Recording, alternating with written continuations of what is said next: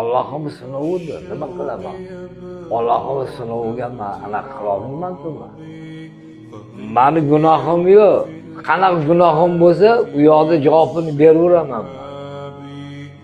43 yil qamoqda o'tirgansiz-da, to'g'rimi? 43 yil qamoqda nima sababdan o'tirgansiz?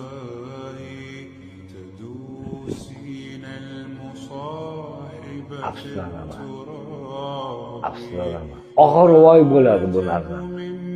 Mana men 43 yil o'tirdim. Nima bo'ldi?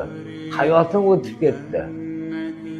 Hozir agar ozgina o'sha yoshligim bo'lganda orqaga ketarmidim men.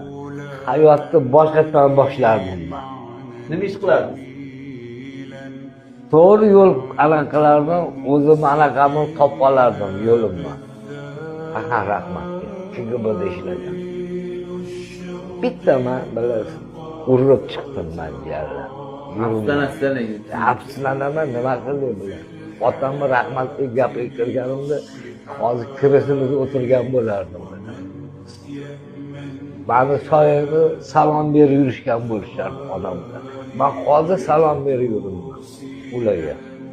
Mana shu kerakmi menga? Shu yoshlarga anaqa qilsin, farzandli bo'lsin, bola chaqasini rohatini ko'rsin. Menda farzand yo'q.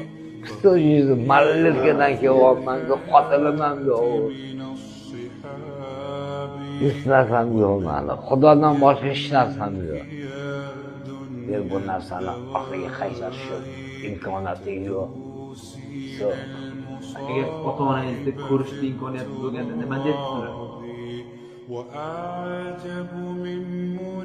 Oyog'iga yotib, kechirim so'rab anaqa qilardim, tavba qilardim.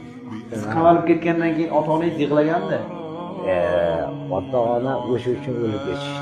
Ko'zlarini ochinglar, yaxshi yuringlar. Men ko'zim ko'r bo'lgan ekan.